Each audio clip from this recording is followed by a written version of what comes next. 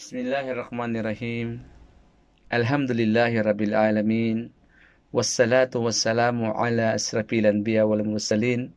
Nabina Muhammad wa ala alihi wa sahbihi ajma'in. Amma ba'd. Assalamualaikum warahmatullahi ta'ala wabarakatuh. Sa ngalan ng Allah, ang mapagpala, ang mahabagi ng lahat ng papuri, pasasalamat ay para lamang sa Allah, siyang Panginoon ng lahat ng mga nilikha. Nawa ang kanyang pagpapala at kapayapaan ay mapasa kanyang huling propeta na si Muhammad sallallahu alaihi wasallam, sa kanyang mga kasamahan, sa kanyang mga kamag-anak, at sa lahat ng taong tumatahak at tatahak pa lamang sa matuwid na landas hanggang sa huling araw. Mga minamahal na mga magulang, kapatid sa pananampalatayang Islam, ay sa pagkakataong ito ay magbabahagi tayo ng munting kaalaman, sapagkat sa pananampalatayang Islam, sinabi ng Propeta Muhammad sallallahu alaihi wasallam, ad-dinu an-nasiha. Ang relihiyon ay ang pagpaalaala sa bawat kapatiran. At sinabi din ng Panginoong Allah subhanahu wa ta'ala, fadhakkir fa inna dhikra tanfaul al-mu'minin. Sabi ng Panginoong Allah subhanahu wa ta'ala, at kayo ay magpaalahanan sa bawat isa, sapagkat ang pagpaalaala ay nagbibigay ng kapakinabangan at nag-aangat sa antas ng mananampalataya. So sa pagkakataong ito, mga mahal na kapatid sa Islam, mga magulang, ang aking inihanda na munting pagpapayo sa inyo, sa aking sarili, una ay ang pamagat na ano ba ang pinakamalaking biyaya o ne'ma na nagmula sa Panginoong Allah subhanahu wa ta'ala para sa kanyang mga nilikha. Ano ba ang kanyang pinakamalaking biyaya? Mga kapatid sa pananampalatayang Islam, kung ating pagmasdan ang mga biyaya ng Allah subhanahu wa ta'ala, ay sobrang napakarami na hindi natin kayang bilangin ang mga biyaya na nagmula sa Allah subhanahu wa ta'ala para sa atin. Sinabi ng Panginoong Allah subhanahu wa ta'ala sa malawalhating Quran, kanyang sinabi, wa in ta'uddu ni'matallahi la tuhsuha. Sa malapit na kahulugan, sinabi ng Panginoong Allah subhanahu wa ta'ala, kung inyong bibilangin, na kapag bibilangin mo ang biyaya ng Allah subhanahu wa ta'ala, ay hindi mo ito kayang bilangin. Katotohanan, mga mahal na kapatid sa Islam, halimbawa, ang mga isda sa karagatan, di po ba? Ito ay biyaya mula sa Allah subhanahu wa ta'ala na hindi natin kayang bilangin. Ang mga pananim, di po ba? Hindi rin natin kayang bilangin ito. Maging ang mga prutas, no? Hindi natin kayang bilangin ang dami niyan. At napakaraming mga biyaya ng Allah na kung saan hindi natin kayang bilangin ang mga ito. Kaya naman sinabi ng Allah, kung ating bibilangin, kung inyong bibilangin ang biyaya na nagmumula sa Allah, hindi kayang bilangin ito. Napakarami, mga mahal na kapatid, mga magulang sa pananampalatayang Islam. At kabilang sa mga biyaya na ipinagkaloob sa atin ng Allah subhanahu wa ta'ala ay itong pag-iral natin dito sa mundong ibabaw. Yung pagkakalika sa atin ng Panginoong Allah subhanahu wa ta'ala sa mundong ibabaw na ito, ay isa rin ito sa mataas na antas na biyaya na nakamtan natin, na tayo nilikha ng Allah subhanahu wa ta'ala bilang isang tao. No? Sapagkat napakaraming nilikha ang Allah subhanahu wa ta'ala, maliban pa sa tao, katulad ng mga hayop, na mga ibon, ng mga maraming uri ng hayop, mga gumagapang sa lupa, napakaraming nilikha ang Allah subhanahu wa ta'ala. Subalit, kung ating pagmasdan yung pagkakalikha sa atin ng Allah subhanahu wa ta'ala, na bilang tayo nilikha sa mataas na antas na pagkakalikha, sa magandang hubog na pagkakalikha na tayo ay nilikha bilang isang tao. Sinabi ng Allah subhanahu wa ta'ala sa maluluwating Quran, qala Allah ta'ala, lakad khalaqnal insana fi ahsani taqwim. Sinabi ng Panginoong Allah subhanahu wa ta'ala, nilikha ko ang tao sa pinakamagandang hubog ng pagkakalikha. Di ba mga mahal na kapatid, mga magulang? Napakapalad natin na nilikha tayo ng Allah subhanahu wa ta'ala bilang isang tao, no? Kaya mga kapatid sa magulang at mga magulang sa panampalatayang Islam, napakaraming mga biyaya sa atin ng Allah subhanahu wa ta'ala. Subalit, mga mahal na kapatid sa Islam, mga magulang sa pananampalatayang Islam, ang pinakamataas sa lahat ng biyaya, alam niyo po ba? Ang pinakamataas na biyaya na natanggap natin, na pinagkaloob sa atin ng Panginoong Allah subhanahu wa ta'ala, ay walang iba kundi ang gabayan tayo dito sa pananampalatayang Islam. Wala nang hihigit dito mga mahal na kapatid, mga magulang sa pananampalatayang Islam. Ang pinakamataas na antas ng biyaya na nakamit natin at natamo natin ay yung ginabayan tayo sa pananampalatayang Islam. Bakit? Sapagkat isa sa kondisyon upang ang isang tao ay tatanggapin ng Allah subhanahu wa ta'ala sa kabilang buhay, sabi ni Propeta Muhammad sallallahu alaihi wasallam na kung saan tatanggapin ng Allah na makapasok sa paraiso, ang sabi ng mahal na Propeta Muhammad sallallahu alaihi wasallam, la tadkhuluna al-jannata hatta tu'minu. Napakalinaw sa sinabi ng mahal na Propeta Muhammad sallallahu alaihi wasallam na hindi makakapasok sa paraiso ang sinuman maliban na siya ay isang mananampalatayang Muslim. Walang makakapasok sa paraiso maliban na ikaw ay sasampalataya lamang sa nag-iisang Diyos, ang Panginoong Allah subhanahu wa ta'ala. Isa kang Muslim, yung taong sumuko sa kalooban ng Panginoong Allah subhanahu wa ta'ala. Isa sa kondisyon para ikaw ay makapasok sa paraiso, kailangan ikaw ay magiging isang Muslim. Kaya napakalaking biyaya ito sa atin mga mahal na kapatid, mga magulang sa pananampalatayang Islam, na tayo ay ginabayan ng Panginoong Allah dito sa kanyang pananampalataya at ginawa tayong mga Muslim, sapagkat ang tatanggapin lamang ng Panginoong Allah subhanahu wa ta'ala sa kabilang buhay ay ang mga taong sumunod, sumuko at tumalima sa kalooban ng Panginoong Allah subhanahu wa ta'ala. Meaning, Muslim. Kaya naman, ang Panginoong Allah subhanahu wa ta'ala ay nagsabi sa malawalhating Quran patungkol sa kondisyon para magkaroon din tayo ng tinatawag na matiwasay na pamumuhay dito sa mundo, higit lalo sa kabilang buhay. Sabi ng Panginoong Allah subhanahu wa ta'ala sa kanyang malawalhating Quran, qala Allah ta'ala, man amila salihan min dhakari wa untha wa huwa mu'min falanuhyiyannahu hayatan tayyiba. Ito ang sinabi ng Panginoong Allah subhanahu wa ta'ala sa malapit na kahulugan sa wika natin. Sinabi ng Panginoong Allah subhanahu wa ta'ala, ang sinumang gumagawa ng kabutihan, mabubuting gawain, maraming mabubuting gawain. Alam natin kung anong mabubuting gawain.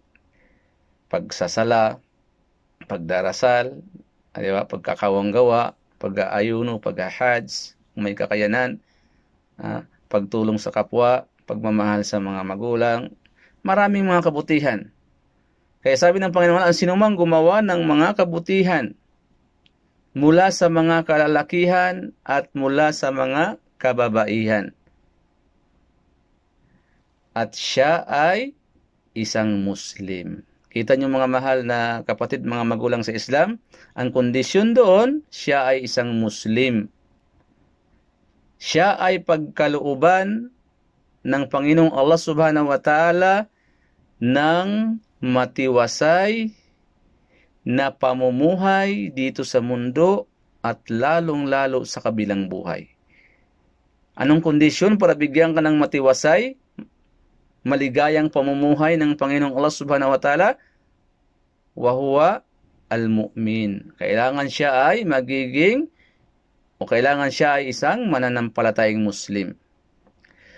So, ang tinutukoy dito na mabuting buhay, na ito ay ang mabuting buhay dito sa mundo at lalo sa kabilang buhay. So, kung ikaw ay Muslim, bibigyan ka ng Allah Subhanahu wa Ta'ala ng matiwasay na pamumuhay. Kung hindi ka man mabigyan ng matiwasay na pamumuhay sa mundong ibabaw na ito, hintayin mo kapatid sa kabilang buhay. Meron kang nakahanda. Nandaan ka ng Panginoong Allah Subhanahu wa Ta'ala ng matiwasay na pamumuhay doon sa kabilang buhay. Allahumma amin. Kaya, ang isang Muslim, kailangan siyang sumunod, sumuko at tumatalima sa Panginoong Allah Subhanahu wa Ta'ala. Gagawa siya ng mabuti. Lalayuan niya ang masama upang siya ay pagkalooban ng Allah ng matiwasay na pamumuhay. Kaya mga mahal na kapatid ko sa pananampalatayang Islam, tayo man ay isang tinatawag na born Muslim o pinanganak sa mga magulang na Muslim, o tayo man ay isang tinatawag na balik Islam, tayo ay mapalad mga mahal na kapatid ko, mga magulang sa pananampalatayang Islam. Mapalad tayo sapagkat tayo ay pinili ng Panginoong Diyos, ang Panginoong Allah Subhanahu wa Ta'ala, na kung saan ginabayan tayo sa kanyang pananampalatayang Islam. Ginabayan tayo sa matuwid na landas dito sa pananampalatayang Islam. Sapagkat sa katotohanan, hindi po lahat